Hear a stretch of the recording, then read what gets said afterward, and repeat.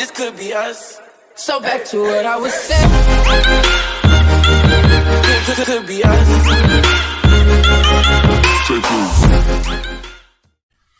Hey man, it's Kari Reacts, man, and this gonna be the final part to that video I uploaded yesterday.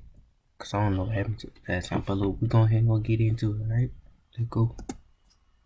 Where large batches of chickens suddenly started disappearing. It had come to a point where my boss began to threaten my job. I pleaded with my boss to investigate the day shift employees, but it was impossible for them to be the culprits as he supervised them during that shift. Stop eating my chicken, kid! Sir, it's not me. I bring my own lunch. If any more chicken goes missing in this kitchen, you're fired, you hear me? Yes, I sir. swear he looked like that dude off It was Song. finally that time Can't get the again. name right though. The night shift. Or should I say, my potential last shift at KFC. My pride and ego wouldn't allow me to accept the fact that I was being falsely accused. So I remained at the front counter, while occasionally looking behind my shoulder every 5 minutes or so. The time was roughly 11:50 p.m. on a Friday. I was just about to wrap up another successful shift until I heard a loud thud coming from the kitchen area. I began to cautiously walk to the back and saw no sign of anyone. No raccoons, no lurking intruders, just the standard kitchen appliances with the drive-thru window securely locked in place.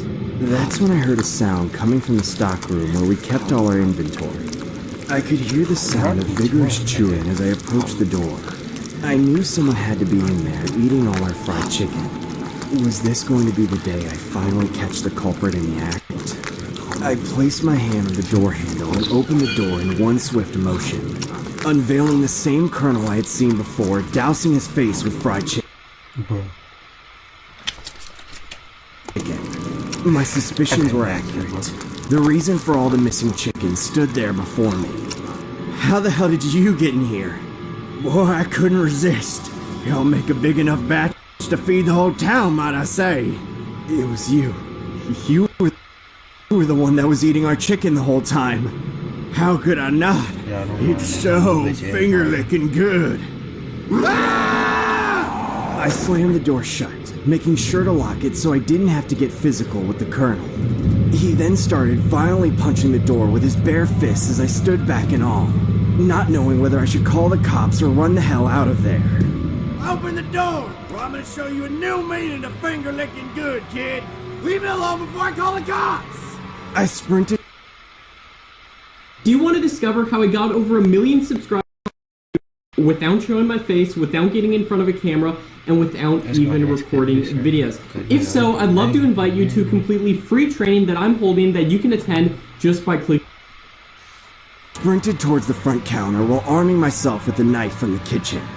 I began dialing 911 while trying to explain to the operator the bizarre situation I was in.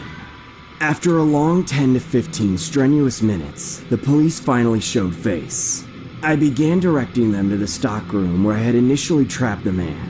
A group of armed policemen rammed their way through the door only to see no sign of the Colonel. What we then discovered was that there was a panel on the ceiling that had been removed, thus allowing access for any culprit to enter and exit the building at their convenience. After further investigation, it was later found out through parking lot surveillance cameras that the Colonel had been sneaking through the KFC building every night through the same panel on the roof leading to the stockroom. He had been eating our chicken for God knows how long. What makes the story more discomforting was how he would casually jump across the roof and into the KFC bucket sign, just so he could crawl inside and sleep there every night. All I know is that that man is mentally sick in the head and needs to seek some kind of professional help.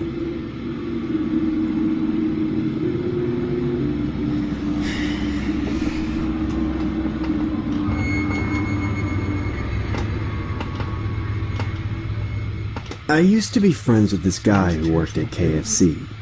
His name was Jake. I knew him for years throughout school. When we got out, we ended up getting jobs at the same strip mall. I worked at the GameStop just across the parking lot from the KFC he worked at. I could see the Colonel's sign out of the window all day long, so by the end of my shifts, I was usually craving some fried chicken. Plus, it was always nice to stop by and talk to my friend Jake at the register. After I finished work one night, I decided to buy some chicken for dinner, and to remind Jake to get on Call of Duty once he got home. I knew he was working that night, and he told me his shift would be ending soon after mine. However, I didn't see him when I walked into the restaurant. Actually, there was hardly anyone in there, except one person behind the register where Jake should have been standing. I'd never seen this guy before. For some reason, he looked out of place behind a fast food counter, like it was his first day or something. He stared at me awkwardly as I approached the register. To my surprise, however, his customer service was more friendly and hospitable than just about anyone I'd ever seen working minimum wage. "Good evening, sir. How may I take your order?" Have you seen Jake? I wanted to stop by and say hi to him." "Oh, Jake's on break, good sir, but I can help you." "On break?" It didn't make sense that Jake would wait until the end of his shift to take his only break. I tried to discreetly look behind the guy at the counter and into the kitchen. From what I could see, the kitchen was empty. There was nobody at work back there. No cleaning, no dishwashing going on, not one sound or sight in the whole place except me and this weird guy, and he didn't even have a name tag.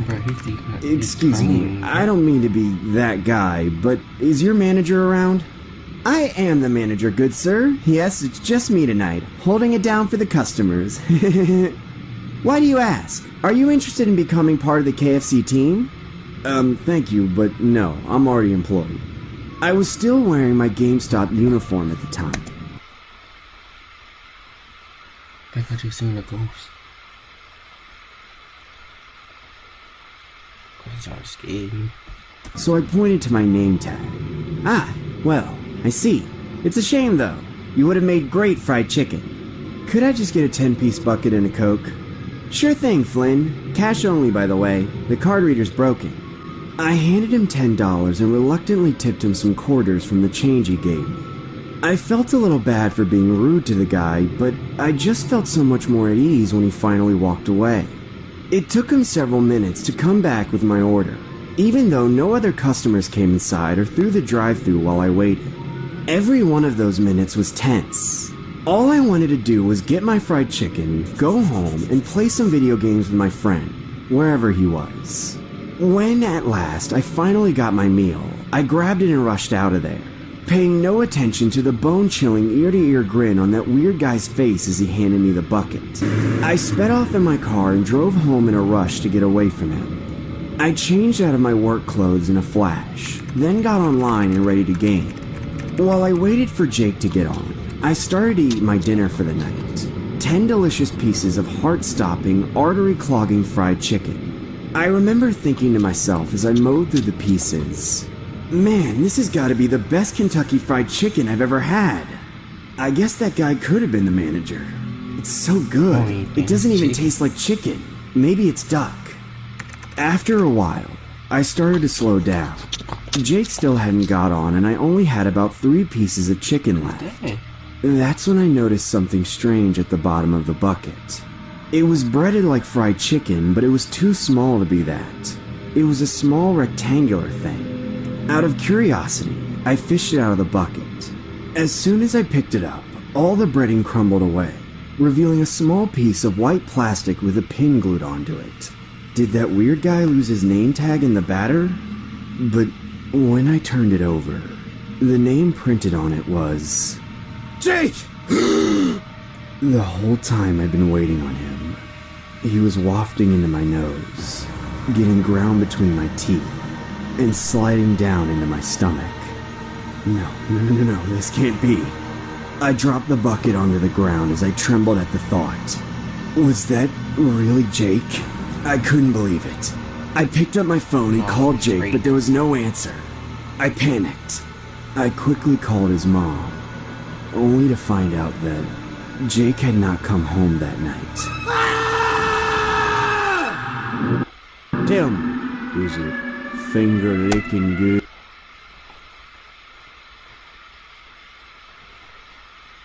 Alright, y'all. That's gonna be it for today. Make sure that y'all like and subscribe. And y'all.